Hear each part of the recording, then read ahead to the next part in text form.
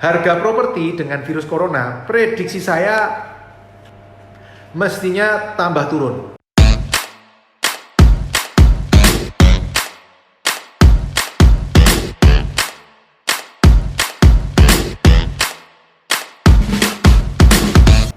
Hari ini materi webinar adalah pengaruh virus corona terhadap prospek investasi properti seperti minimarket waralaba. Sekarang kan lagi pada heboh-hebohnya ya, setiap hari membicarakan tentang virus corona, pengaruhnya, cara mengatasi seperti apa, pencegahan seperti apa, perkembangan pasien-pasiennya seperti apa, bahkan dibikin tabel seluruh dunia seperti apa. Nah, ini kita bicarakan pengaruh corona terhadap prospek investasi properti seperti minimarket waralaba. Bagaimana pengaruhnya? Apakah sekarang waktu yang tepat atau ini bukan waktu yang tepat? Bagaimana dengan investasi-investasi saya? Apakah terganggu atau tidak? Tadi siang juga orang bank WA ke saya, apa kabar Pak Pipo? Terus setelah saya ngobrol-ngobrol, ternyata dia nanya, Pak, kira-kira bulan ini angsuran seperti apa? Apakah ada pengaruh atau tidak di bisnisnya Pak Pipo? Ya, tadi sudah saya kasih gambaran. Nah, teman-teman, oke, kita membicarakan tentang pengaruh corona terhadap prospek investasi properti dan seperti minimarket waralaba. Teman-teman yang sudah hadir di webinar, silahkan tolong info ke saya. Apakah suaranya sudah jelas? Apakah gambarnya sudah jelas? Kalau sudah jelas, segera kita mulai.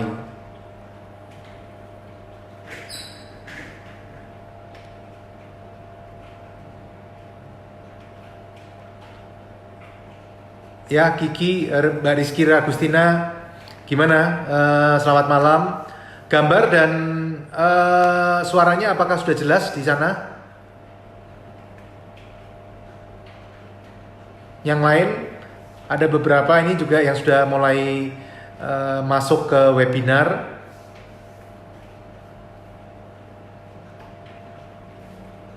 Oke, kalau nggak ada jawaban, saya coba cek di tempat saya ya. Saya masuk ke Facebook dulu kalau gitu.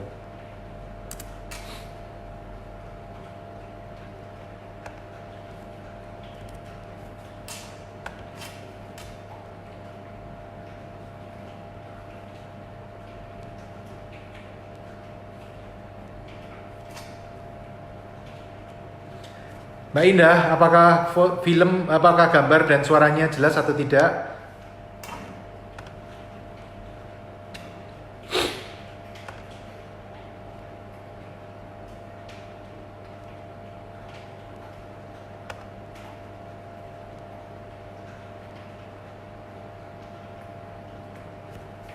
Oke. Ini saya masih mau cek apakah gambarnya bagus atau tidak, suaranya bagus atau tidak.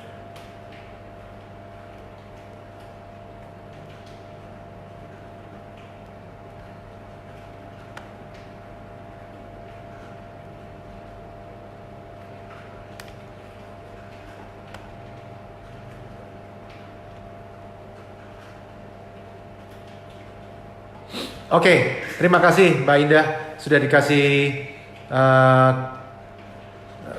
sudah jawab. Dia suara jelas dan gambar jelas. Kita kembali ke materi webinar hari ini. Pengaruh virus corona terhadap prospek investasi properti seperti minimarket waralaba. Nah, teman-teman, seperti teman-teman yang ketahui, beberapa hari ini ada berita yang sangat heboh. Sebenarnya sudah dimulai sejak akhir Januari ya. Dimulai dari negara Tiongkok. Waktu itu mereka terserang virus wabah corona atau yang disebut COVID-19 ya. Nah, oke, kita tidak akan membahas apa itu virus corona karena mungkin dan sudah pasti, bukan cuma mungkin tapi sudah pasti itu adalah di luar kompetensi saya. Tapi hari ini saya akan membahas pengaruhnya terhadap bisnis, terhadap investasi minimarket waralaba, terhadap properti-properti seperti apa. Nah, kalau secara umum ke ekonomi, jelas teman-teman bisa saksikan terjadi penurunan harga saham secara besar-besaran. IHSG yang pernah tertinggi sampai 6.600 hari ini sudah mencapai 4.000, sudah hampir kepala 3 ya, 4.000 sekian. Mungkin saya sih nggak mengamati setiap hari, tapi terakhir saya lihat 4.200 dan hari ini pada geger lagi karena turun lagi.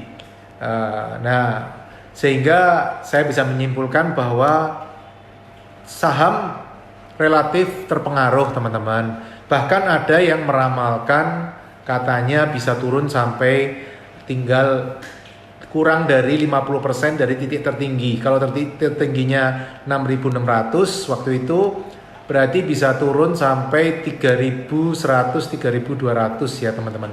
Itu menurut teman-teman yang menganalisa. Saya tidak ahli di saham, cuman saya ingin memberikan gambaran bahwa pengaruh corona ke saham sangat terasa sekali.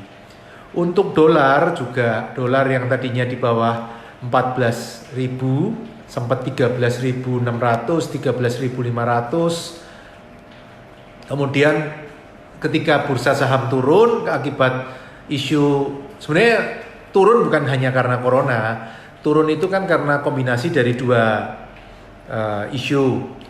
Satu tentang corona itu sendiri, satu lagi tentang perang minyak antara Arab Saudi dan Rusia yang tadinya akan mengurangi produksi, ternyata mereka berdua malah perbanyak produksinya sehingga malah mengakibatkan overproduksi, minyak turun, bisnis-bisnis yang berhubungan dengan energi otomatis juga terpengaruh sehingga efeknya bertubi-tubi terhadap saham. Efek dari saham akhirnya lari ke dolar juga. Kenapa? Karena ini analisa pribadi saya ya teman-teman. Mungkin teman-teman yang ahli saham lebih ngerti dari saya. Tapi analisa pribadi saya, banyak pemain-pemain asing, investor-investor asing yang invest di saham Indonesia, menjual saham-sahamnya di Indonesia, kemudian membeli dolar karena merasa kondisinya belum aman, belum jelas ke depan prospeknya seperti apa, sehingga bursa saham turun IHSG, tapi dolar naik. Ya, akibat lainnya juga di emas. Emas harganya naik terus. Kombinasi, kalau kita di rupiah terjadi kombinasi. Kenapa? Karena harga emasnya sendiri naik. Biasa dalam kondisi ketidakpastian seperti ini, orang akan lebih cenderung untuk investasi di emas atau menyimpan kekayaannya di emas daripada menyimpan dalam bentuk saham atau uang. Mereka lebih senang pegang emas. Karena itu semakin banyak pembelinya maka emas naik. Selain itu juga karena rupiah melemah terhadap dolar, akibatnya harga emas di Indonesia terasa naiknya lumayan banyak. Kurang lebih dulu yang pernah sampai 550 per gram, hari ini sudah sampai 800 sekian ya, 800 sekian per gram, 800.000 sekian. Kenaikan yang lumayan, yang termasuk signifikan 20-30%. Jadi lumayan pengaruh. Nah, bagaimana terhadap bisnis? Nah, kemudian karena saya orang bisnis, saya punya bisnis, makanya saya bisa kasih gambaran sedikit tentang bisnis. Kalau terhadap bisnis beda-beda teman-teman. Ada yang terpengaruh secara langsung, ada yang tidak. Yang terpengaruh secara langsung ada dua. Ada yang negatif, ada yang positif.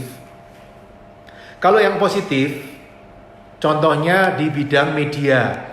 Bidang media, tadi siang saya mendapatkan data tentang traffic internet. Ternyata yang berkaitan dengan berita, internet yang berkaitan dengan berita, itu trafficnya meningkat. Sehingga teman-teman yang di bidang media kelihatannya tahun ini akan mendapat efek positif dari kondisi corona ini dan perang minyak lah ya. Tapi corona kayaknya lebih seru di berita. Jadi yang pengaruh positif satu di bidang media, ini berdasarkan data internet, traffic internet yang meningkat.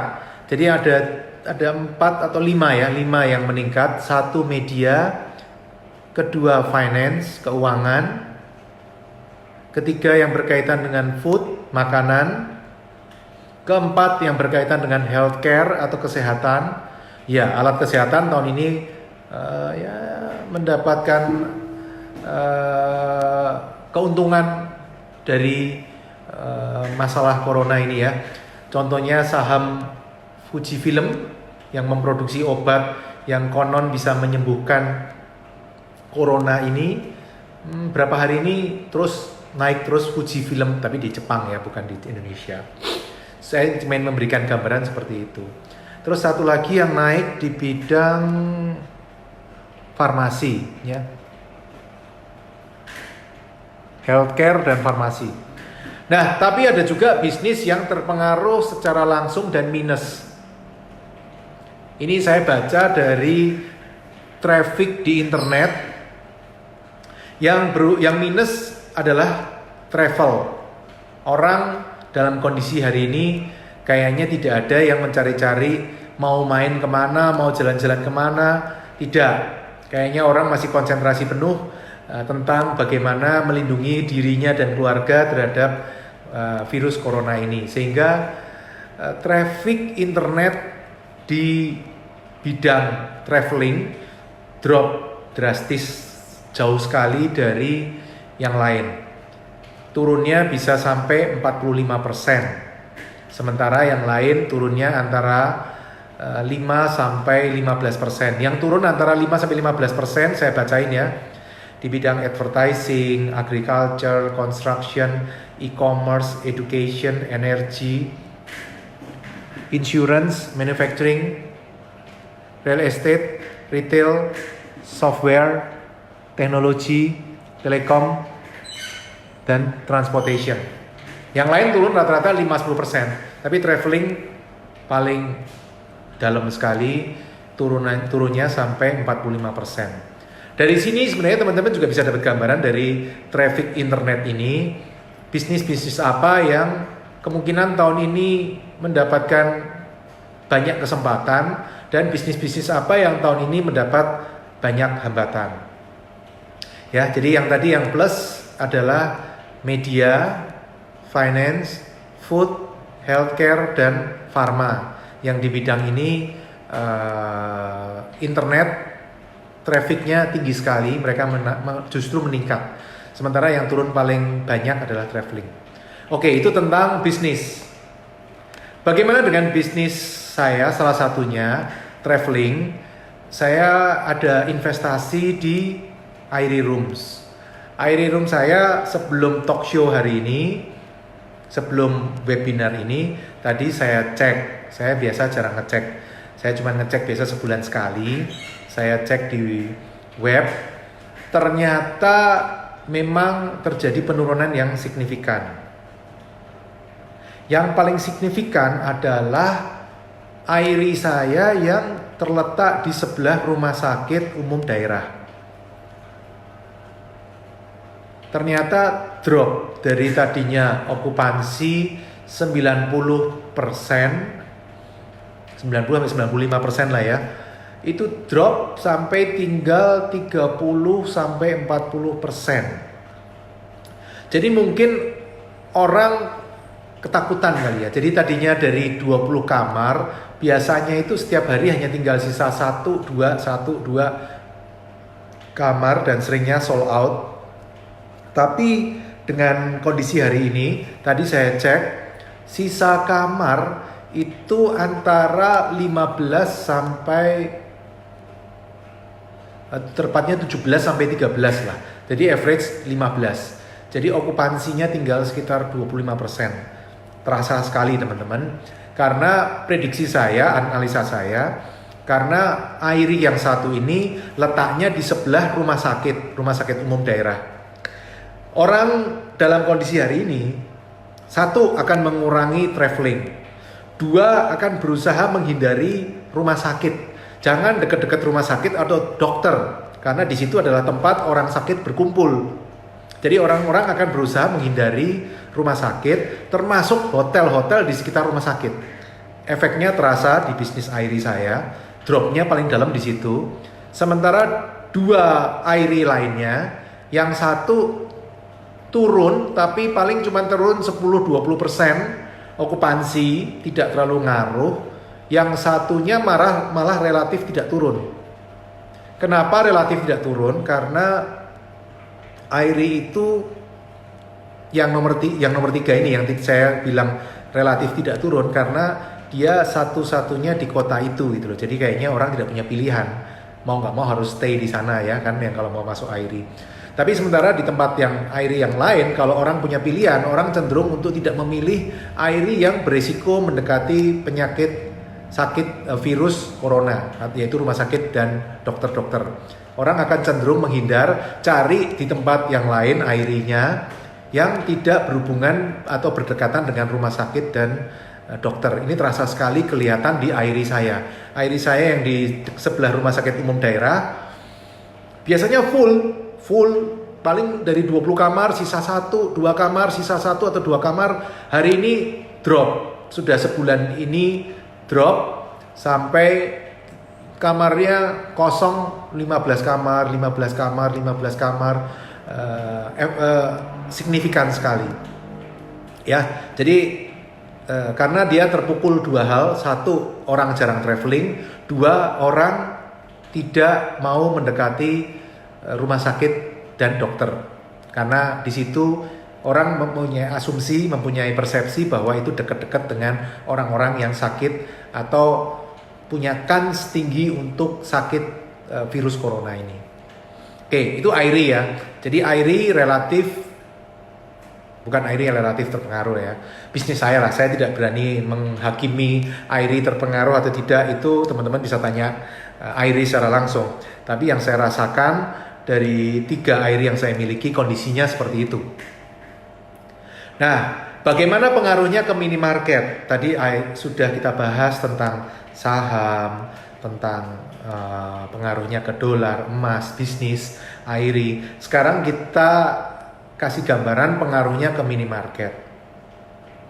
Sebenarnya saya agak worry juga, tapi report Februari, penjualan Februari, omset Februari, profit Februari, sekarang kan udah keluar nih. Saya biasa terima report. Untuk teman-teman yang belum punya Indomaret, kita sebagai franchisee Indomaret itu tidak involve ke operasional, tapi Indomaret yang akan menghandle operasional.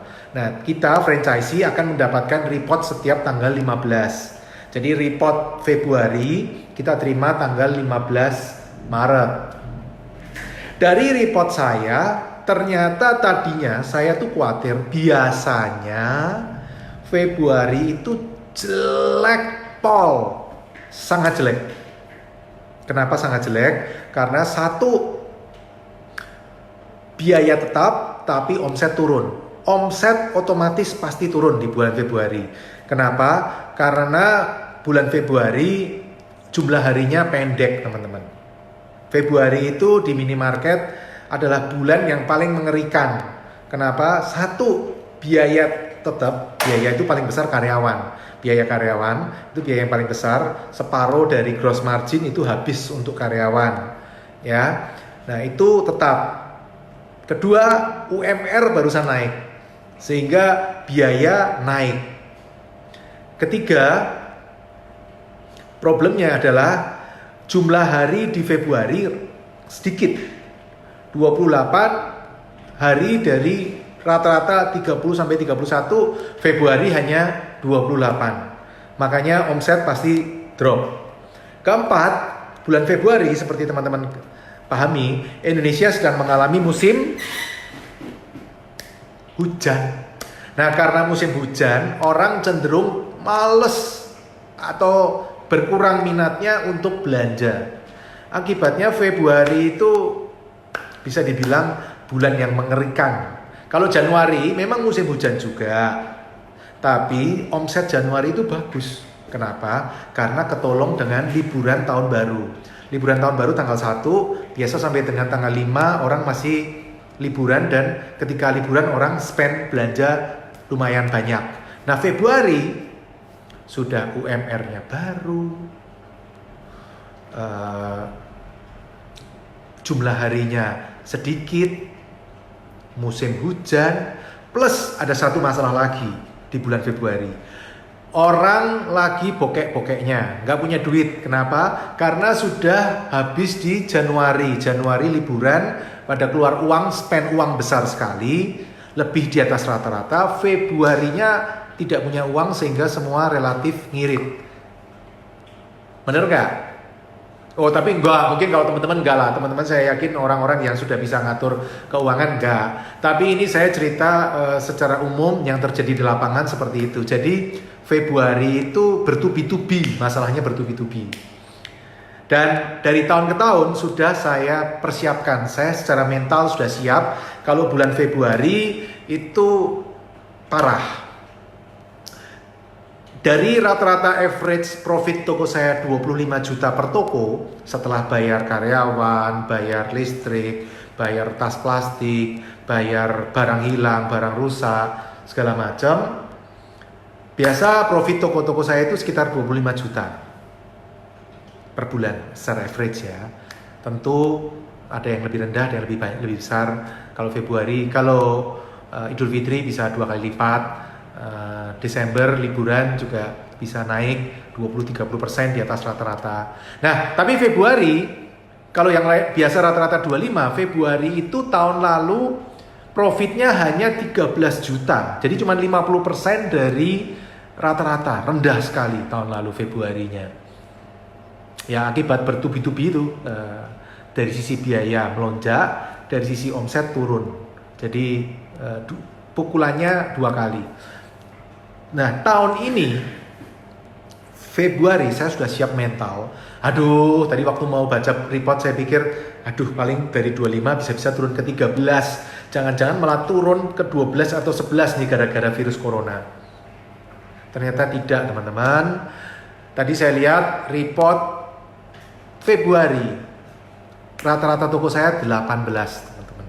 Dan saya bersyukur sekali, kenapa? Karena 18 itu belum termasuk ada satu toko saya yang paling profit, itu bulan Februari lalu sedang renov. Jadi biasa kita renov tuh Februari, tutup 2 minggu, saya tutup 2 minggu untuk renovasi. Kenapa? Karena setiap 5 tahun toko biasa renovasi besar dan perlu tutup 2 minggu. Saya pilih tutupnya Februari. Kenapa? Karena Februari biasa omsetnya paling rendah ya kan, musim hujan, orang cash flow-nya lagi berat, sehingga renovasi 2 minggu, akibatnya profit tokonya anjlok, minus. Oh, tadi saya lihat enggak minus sih, dari profit biasanya 80 sampai 100 juta toko itu sendiri, tadi saya lihat cuman profit 8-9 juta karena cuman buka 2 minggu, 2 minggu lagi tuh 2 minggunya tutup. Dan dengan rata-rata semua toko sudah di total 18, saya sih termasuk bersyukur karena tidak terlalu terpengaruh, tidak sejelek yang saya harapkan. Dan saya sangat optimis memandang ke depan, Maret, April, Mei mestinya akan lebih bagus. Dan terkait dengan corona ini, kalau saya lihat barang-barang mulai banyak yang kosong.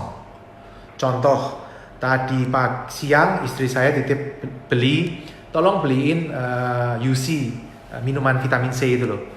Saya cek ke toko yang tipe botol kaca habis, tapi tinggal yang tipe botol plastik yang lebih besar itu masih ada. Terus kemarin minggu lalu saya ke Sumatera juga, saya lihat ada beberapa produk yang sold out. Contohnya Antis, ini yang buat hand sanitizer, itu habis di semua toko termasuk toko saya. Saya terakhir beli hand sanitizer itu saya beli di bulan Februari, pertengahan Februari, waktu saya survei ke Cianjur di tempat yang terpencil, dapat sanitizer. Saya beli 2 dan hari ini saya masih punya stok 2 itu, kemana-mana selalu saya bawa ya, hand sanitizer. Jadi corona ini ke minimarket, saya tidak tahu teman-teman, saya bukan ahli nujum, tapi prediksi saya tidak mempengaruhi minimarket. Minimarket akan berjalan seperti normal dan mungkin malah bisa lebih bagus dibanding bulan-bulan sebelumnya, tahun-tahun sebelumnya. Kenapa? Karena dengan work from home ini, orang akan cenderung tidak pergi-pergi jauh, dia maunya di dekat-dekat rumah, mungkin lebih senang ke minimarket daripada harus ke hipermarket yang besar. Hipermarket yang besar agak lebih jauh, orang males, orang lebih cenderung cari yang di dekat-dekat rumah seperti minimarket. Nah, kita akan bisa lihat pengaruhnya minimarket ini secara jelas nanti di report Maret yang akan muncul di 15 April. 15 April baru akan kelihatan minimarket pengaruhnya seperti apa. Kalau prediksi saya mestinya tidak pengaruh teman-teman. Tapi teman-teman juga boleh kasih saran, kasih masukan, tulis di komen. Juga untuk yang di YouTube nanti tulis di komen, kita berdiskusi. Menurut teman-teman analisanya seperti apa? Nanti kita lihat 15 April hasilnya seperti apa, lebih jelek atau lebih bagus ya. Jadi minimarket kondisinya seperti itu. Kemudian bagaimana dengan properti? Nah, kalau properti teman-teman, efeknya saya lihat ada 3 teman-teman. Satu, dari sisi harga propertinya. Kedua, apakah tingkat returnnya naik atau turun dengan adanya isu corona ini. Dan yang ketiga sebenarnya yang terpengaruh, ini sebenarnya masalah di luar properti tapi sangat berpengaruh terhadap properti, yaitu bunga bank, bunga KPR. Oke, kita bahas satu-satu. Harga properti dengan virus corona, prediksi saya mestinya tambah turun. Tambah turun itu bagus atau jelek teman-teman? Untuk yang jual properti jelek. Kenapa? Tambah susah jual, tambah orang tidak mau beli, tambah dia BU, tambah mungkin dia pengen cepat-cepat jual. Ya, akhirnya dia menjual dengan diskon. Ketika dia menjual dengan diskon, sementara yang lain masih di sini, mungkin yang di sini juga panas juga. Oh, dia diskon nih, dia turunin juga. Di sini juga ikut turunin, di sini juga ikut turunin. Akhirnya akan turun terus. Prediksi saya, properti cutinya akan semakin panjang, ya istilahnya cutinya semakin panjang. Ini berita bagus buat teman-teman yang mau invest properti. Jadi kesempatan teman-teman untuk invest properti semakin panjang. Tidak perlu buru-buru, punya waktu banyak untuk mendapatkan properti diskon. Ya, dari sisi harga properti seperti itu. Dari sisi return, kemungkinan besar nilai sewa akan turun. Kenapa? Karena banyak bisnis yang lesu sekarang. Baik lesu beneran atau lesu secara persepsi ya. Karena itu 2 hal berbeda. Ada yang memang secara bisnis mungkin terpengaruh seperti traveling, tapi ada beberapa bisnis yang sebenarnya tidak terpengaruh, tapi karena mental pengusahanya, pebisnisnya terpengaruh dengan kondisi sekarang. Mungkin dia main saham, sahamnya nyangkut semua, akhirnya dia nggak di kantor, di tokonya dia santai-santai atau lesu, sehingga akibatnya kalau pengusahanya lesu, bisnisnya juga ikut lesu. Nah, dia akan terpengaruh juga. Karena itu penting untuk teman-teman dalam kondisi seperti ini, untuk yang bisnis tetap semangat, apapun yang terjadi, masalah kita hadapin. Kita sudah pernah menghadapi masalah yang lebih berat dari ini. Tahun 97 saya sudah pernah ngalamin, itu lebih berat kondisinya daripada hari ini. Ini kondisinya kurang lebih sama seperti tahun 2008. 2008 juga kondisinya seperti ini. IHSG waktu itu turun dari berapa?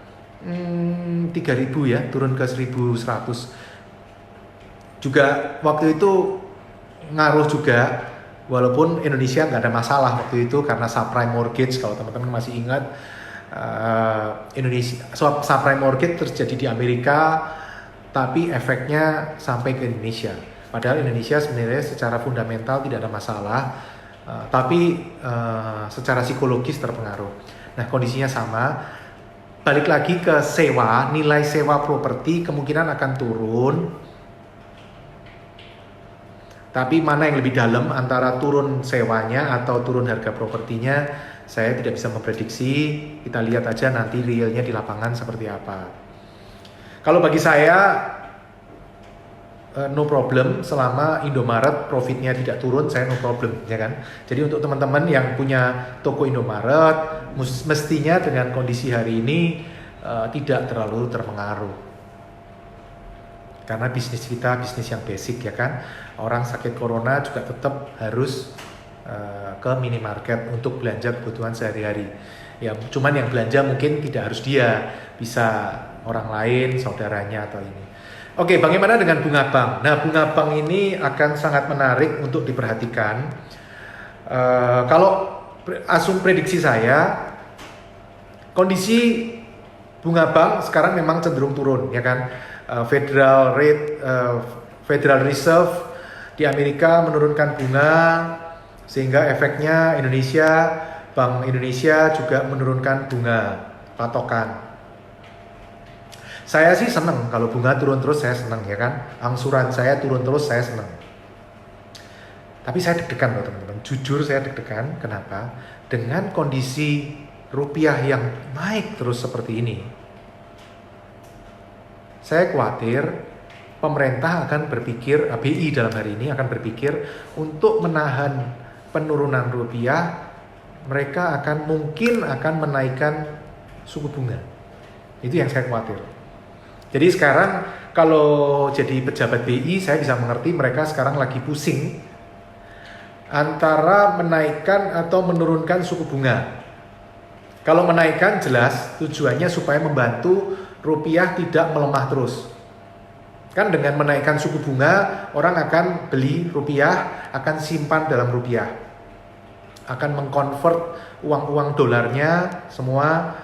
Ya, harapannya seperti itu. Dengan suku bunga naik, orang akan mengkonvert mata uang asing ke rupiah, sehingga akhirnya rupiah bisa tertolong.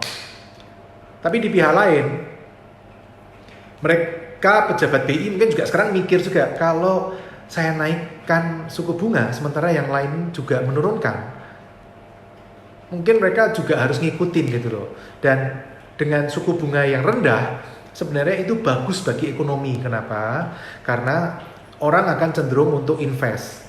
Baik yang tadinya nabung, karena bunganya turun terus, akhirnya mereka pikir, bunga tabungan kok turun terus ya, bunga deposito kok turun terus ya, aku mending invest dah.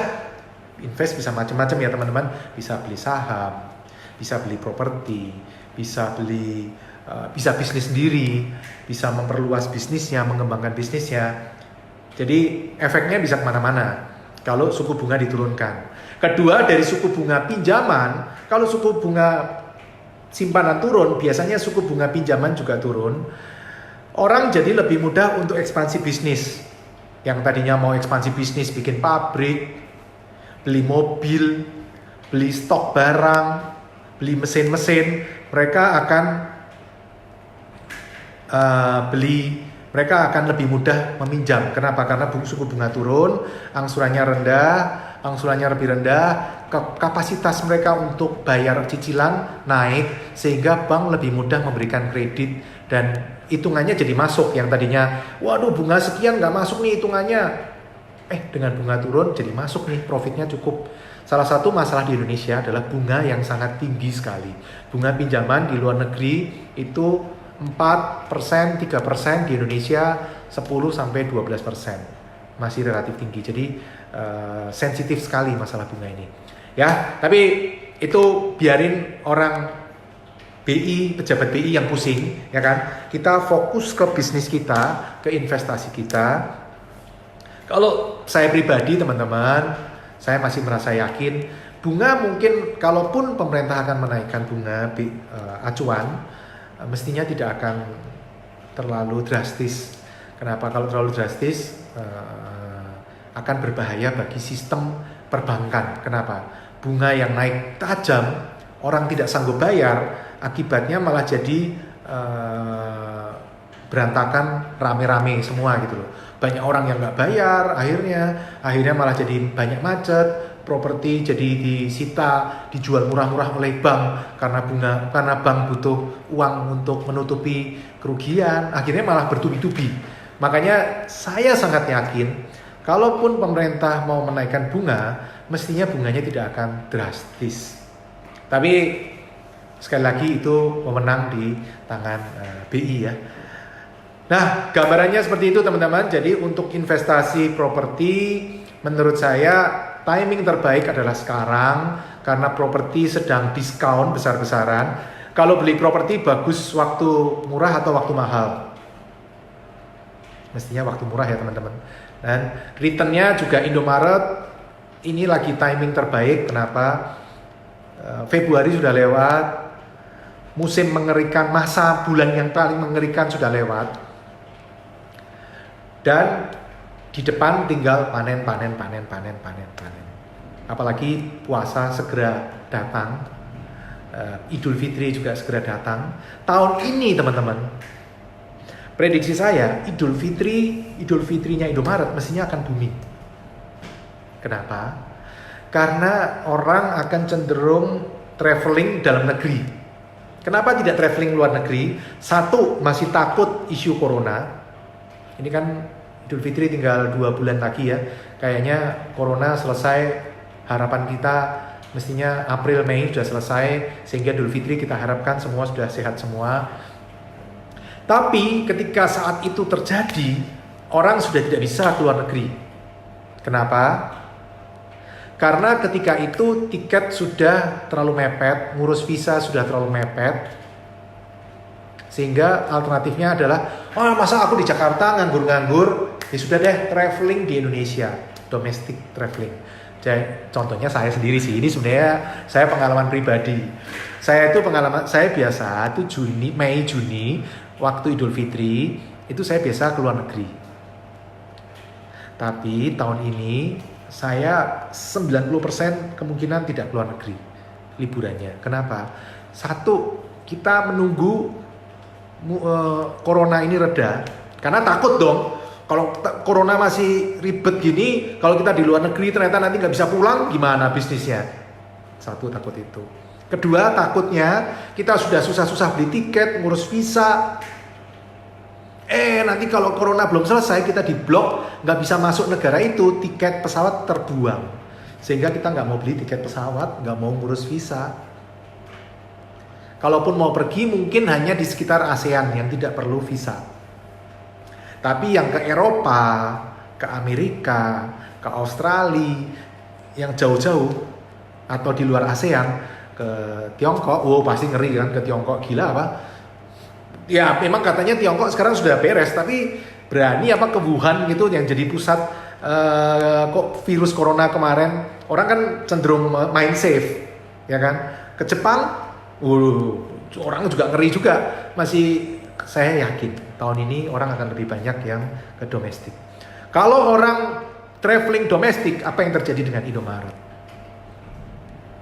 Mereka orang-orang Jakarta, orang-orang kota, traveling ke daerah, kemungkinan besar mereka nggak berani beli di warung.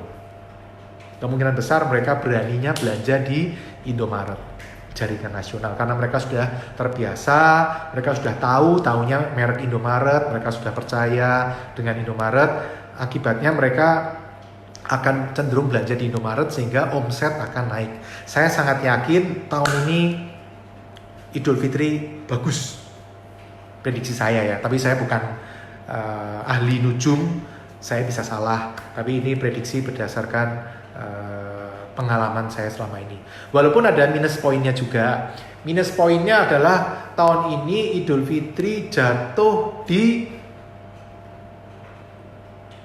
akhir bulan ya. Jadi tidak bisa maksimal. Idul Fitri paling bagus untuk Indomaret itu ketika Idul Fitri jatuhnya di pertengahan bulan.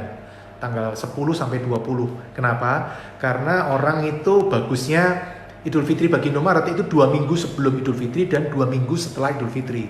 2 minggu sebelum Idul Fitri bagus kenapa? Karena THR mulai cair, orang pegang uang semua, orang spending uang besar-besaran.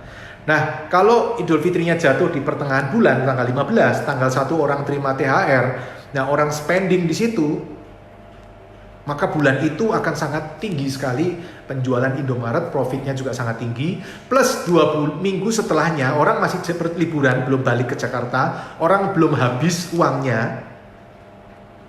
Nah, belanja di Indomaret juga tetap tinggi sekali. Anggap aja itu kan orang gajian lagi tanggal 1, jadi orang gajinya 2 kali, sehingga mereka dapat 1 bulan spending tambahan.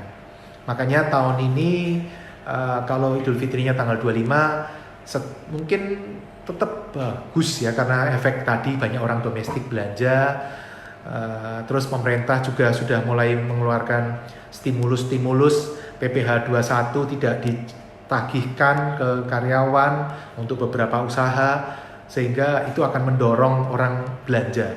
Saya sih tetap optimis orang akan bisnis tetap akan bagus di Indomaret. Oke teman-teman, demikian gambaran saya tentang investasi Indomaret, properti terhadap efek corona hari ini. Saya baca dulu ya, tadi ada beberapa yang perlu saya baca. Komen-komen dari teman-teman. Terima kasih Ibu Mayatul Khalifah. Terima kasih Bapak Rus di Purwodadi. Apa kabar Pak Sony, Pak Simin, Pak Budi Priswanto, dan lain-lain. Pak Grace, apa kabar Pak di Makassar?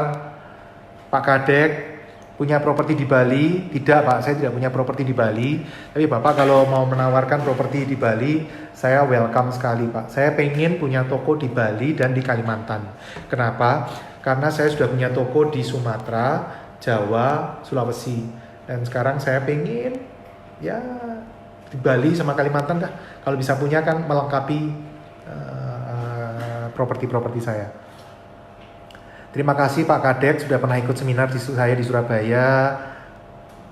Pak Indra Kusuma dari Malaysia, terima kasih Pak. Apa kabar Pak Malaysia? Katanya lagi lockdown ya Pak di sana ya. Mudah-mudahan segera berlalu masalah-masalah ini. Pak Grace nih, karena corona SPD itu omset harian, sales per day, naik 2 juta lebih. Jadi toko-toko itu SPD biasa antara 10 sampai 15 juta. Ada juga yang 8, tapi toko Indomaret itu disebut sehat kalau SPD-nya 10 sampai di atas 10 lah. Nah, di atas 10 itu dianggap sehat tokonya karena sudah tercapai skala ekonomis. Dan Pak Grace ini report ke kita bahwa SPD naik 2 juta lebih. Wah, itu jos sekali ya karena efek corona ini. Mungkin orang jadi cenderung belanja antis, hand sanitizer, vitamin C, minuman-minuman, vitamin atau sejenisnya kayak gitu, tisu basah, karbol untuk ngepel itu juga mungkin orang akan cenderung naik. Jadi corona efeknya positif ke Indomaret. Terakhir Pak Sulisyana Pangkal Pinang, apa kabar? Oke teman-teman, sudah saya sapa semua. Jangan lupa teman-teman, kalau work from home punya banyak waktu, saya sudah punya juga launching juga buku. Buku saya sudah launching, judulnya Bisnis Waralaba Indomaret. Ini tentang 7 langkah cerdas menjadi investor minimarket. Buku ini saya tulis berdasar pengalaman saya selama dari tahun 2009 sampai hari ini. Mudah-mudahan teman-teman kalau ada waktu silahkan baca. Buku ini bisa didapat di Tokopedia atau bisa juga didapat di Gramedia. Teman-teman bisa dapatkan buku ini. Sementara ini kan teman-teman banyak waktu di rumah, manfaatkan kesempatan ini untuk belajar sebaik-baiknya. Ya kan, learning from home katanya, anak-anaknya belajar, bapak ibunya juga belajar ya. Silahkan beli di Tokopedia atau Gramedia terdekat. Di dalam ini juga terdapat voucher senilai 150.000 untuk seminar saya. Jadi teman-teman bisa mendapatkan seminar online saya selama 2 jam.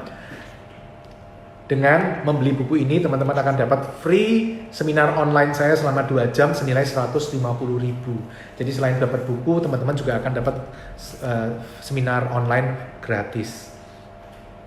Aksesnya teman-teman bisa pelajari. Karena sekarang seminar saya sudah tidak ada seminar offline lagi, saya hanya cukup seminar online. Nanti silahkan teman-teman bisa tanya di sana, saya akan coba jawab. Oke teman-teman, dari saya sekian. Terima kasih teman-teman sudah join. Saya berharap teman-teman semua IO sudah menambahkan tuh link Topetnya. Silahkan teman-teman, ada di komen. Teman-teman silahkan klik.